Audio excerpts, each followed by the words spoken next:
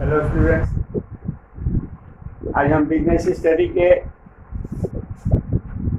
Second chapter principle of management के second part principle of management के बारे में बताने जा रहे हैं। प्रिंसिपल ऑफ मैनेजमेंट के बारे में हमारे दो लोगों ने इस पे अपने प्रिंसिपल्स दिए हैं, जिसमें हेनरी फ्योल और दूसरे R.W. टेलर। इन दोनों के सिद्धांत, इन दोनों के प्रिंसिपल जो है मैनेजमेंट में सबसे ज़्यादा सक्सेसफुल हैं। इन्हीं को अप्लाई किसी भी इंस्टीट्यूशन या संस्थान में किया जाता है। सबसे पहले हेनरी फ्योल ने अपने प्रिंसिपल में 14 प्रिंसिपल्स अपने दिए। इन्होंने बताया कि किसी भी ऑर्गेनाइजेशन को सक्सेस करने के लिए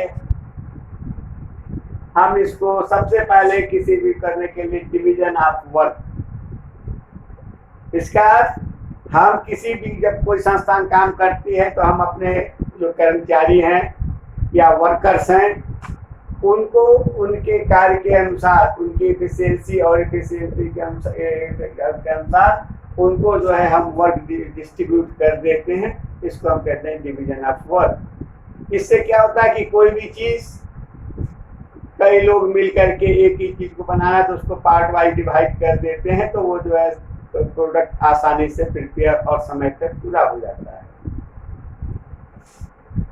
फिर इन्होंने सेकेंड अपना दिया अथॉरिटी ऑफ रिस्पॉन्सिबिलिटी। जितने भी वर्कर्स या मैनेजर्स के अंतर्गत जितने भी काम करने वाले लोग हैं, सबकी अपनी जिम्मेदारियां तय कर दी जाती है कि आपको कौन सा वर्क करना है, किसको कौन सा वर्क करना है। ये सारी चीज़ें उसको पहले से पूर्व निर्धारित कर दी जाती हैं, जिससे कि हमारा टारगेट जो है आसानी से फुलफिल हो सके। थर्ड पॉइंट है इन्होंने दिया कि डिसिप्लिन, अनुशासन। यह एक बहुत महत्वपूर्ण पार्ट है इसका। इसके अंतर्गत वर्कर्स को जो तय सीमा के अंतर्गत दी गई है काम करने के लिए, उसको वो अनुशासित ढंग से अपनी कार्य सीमा में रह करके उसको कार्य संपादित करना, मैनेजमेंट के दिए गए आदेशों का पालन करना। जितना मैनेजमेंट में आदेश किया है उसको पालन करना, ये डिसिप्लिन के अंतर्गत आता है। चौथा, unity of command.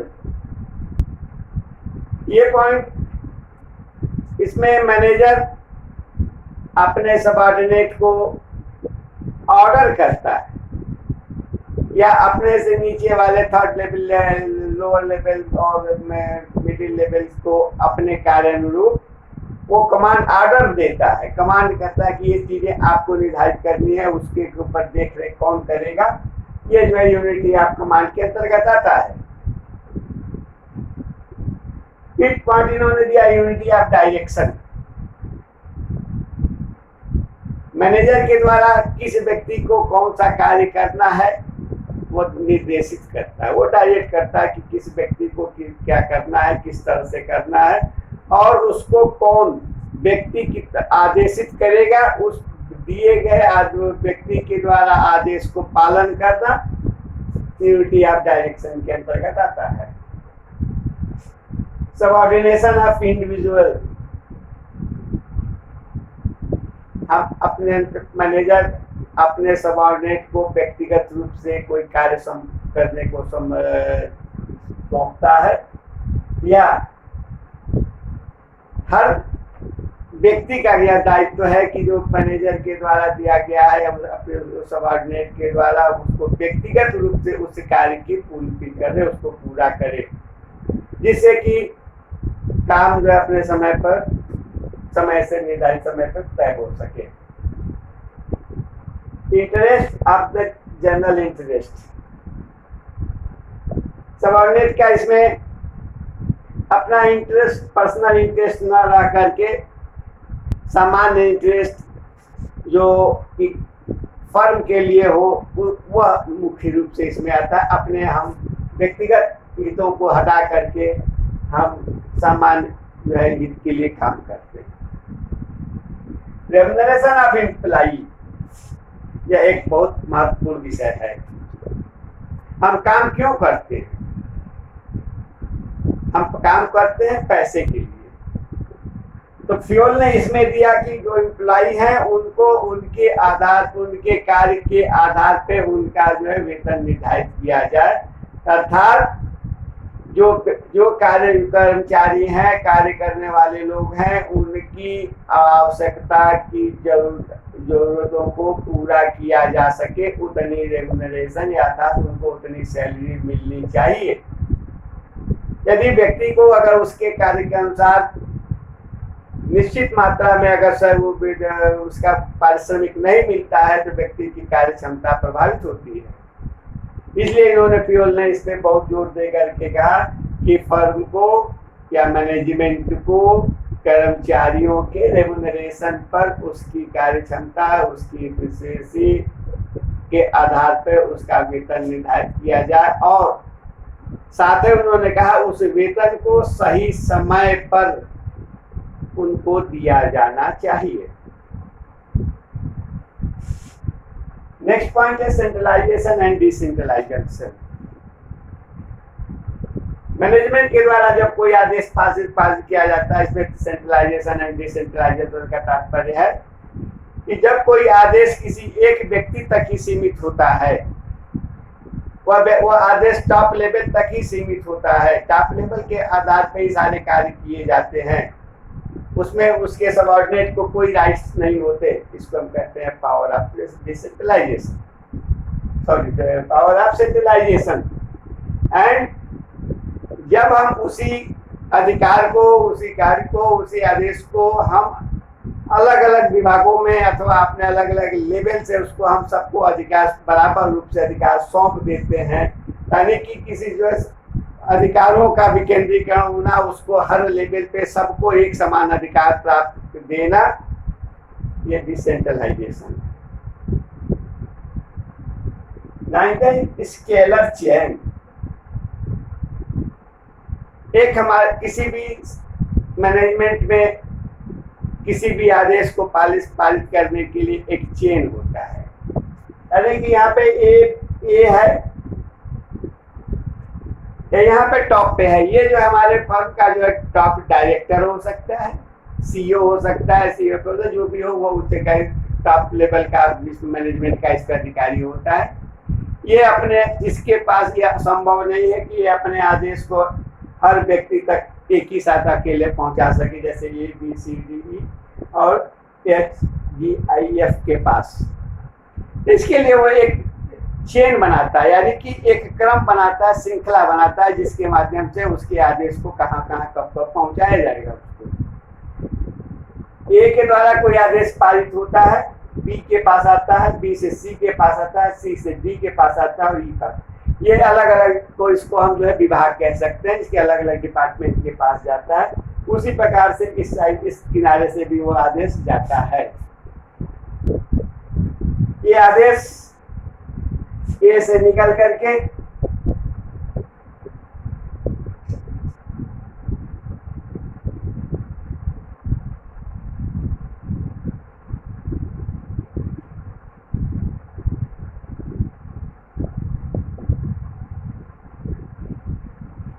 B C D और एच ई एच तक जाता है। ये विभाग अपने अपने कर्मचारियों को, अपने अपने उनके जो काम करने वाले लोग हैं उनको वो जो है संदेश को पहुंचाते हैं, किसी प्रकार का यदि मैसेज है। ये एक तरफ, इसको हम दो भागों में कह सकते हैं कि एक सेल्स डिपार्टमेंट है, एक दूसरा प्रोडक्शन डिपार्टमेंट है। ए के द्वारा सेल्स डिपार्टमेंट को कोई ऑर्डर पारित किया और उसके बाद उसने जो है वही आदेश जो है प्रोडक्शन डिपार्टमेंट के पास दिया। इसी में अगर बाय द वे डी को यह आवश्यकता लगती है सेल्स डिपार्टमेंट को, हमको कि डी को हमको डायरेक्ट हमको मैसेज करना है, और जब तक टॉप लेवल तक ले जाएंगे तब तक जो हो सकता है कि कार्यों के नुकसान हो सके, इसलिए ये डी जो है डायरेक्ट आई को मैसेज कर सकता है। तो ये इस प्रोसेस को हम डी टू आई को जो डायरेक्ट मैसेज हम जो है कन्वे करते हैं, भेजते हैं, संदेश देते हैं, इस प्रोसेस को हम कहते हैं गैंगप्लाइंग। इस प्रकार से हमारा फर्म के अंदर किसी भी प्रकार के मैसेज को कन्वे करने का एक प्रोसेस होता है, इसको हम कहते हैं स्केलर चेन। 10th पॉइंट है ऑर्डर, आदेश। मैनेजमेंट के द्वारा दिए गए आदेशों का हम पालन करें और उस आदेश को किस प्रकार से, जो आदेश हमें दिया गया है उस आदेश का पालन होना अति आवश्यक है, यह ऑर्डर के अंतर्गत आता है। 11th है इक्विटी। इक्विटी मीन समानता। किसी भी फर्म में काम करने वाले जितने वर्कर्स हैं सबको समान अधिकार होने चाहिए। मैनेजर के द्वारा सभी लोगों को एक अधिकार एक बराबर समानता के रूप से देने चाहिए। यदि एक ही कार्य में दो व्यक्ति हैं, सेम काम सेम वर्क है, तो दोनों लोगों को समान वेतन मिलना चाहिए। इसमें किसी प्रकार का जो है डिस्क्रिमिनेशन नहीं होना चाहिए।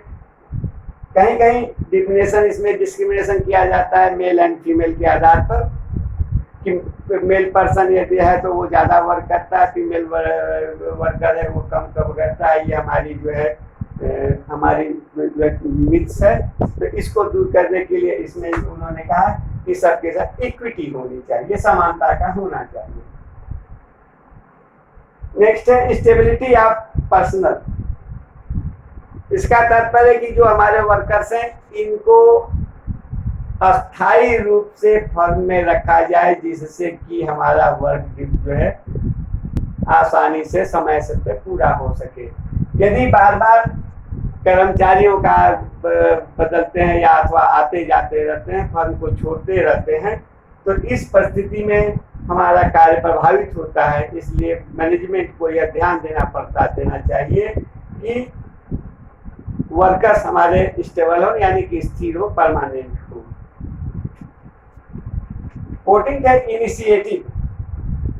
इनिशिएटिव मतलब इसका तात्पर्य ये होता है कि यदि कोई वर्कर अच्छा वर्क करता है तो उसको समय समय पर पुरस्कृत किया जाए, अच्छे कार्यों के लिए उसकी प्रशंसा की जाए, उसको समय समय पर सम्मानित किया जाए। वेतन के अतिरिक्त उसको नगद पुरस्कार, सेल, मेडल, ट्रॉफी या कोई भी चीज अतिरिक्त चीज दे करके उसका सम्मान करते हैं, जिससे कि उस वर्कर के अंदर या उस फर्म के अंदर कार्य करने वाले कर्मचारियों के अंदर एक कार्य करने की क्षमता का उत्साह, अलग से ऊर्जा पैदा उसमें होती है। उन्होंने कहा स्पीड डिकॉप्स। स्पीड डिकॉप्स मतलब इसका तात्पर्य है कि सभी लोग मिल करके एक साथ काम करेंगे। हम एक साथ जब मिल करके कार्य करते हैं तो हमारा जो है कोई भी इंस्टीट्यूशन अच्छे ढंग से चलती है और उसको हम सम्मानित ढंग से उसको हम कर पाते हैं। इस प्रकार इन्होंने पीओस ने जो है हमारे 14 प्रिंसिपल्स दिए। इस आधार पे यदि कोई कार्य किया जाए तो उनका कहना था कि कोई भी फर्म कभी भी नुकसान में नहीं जा सकती।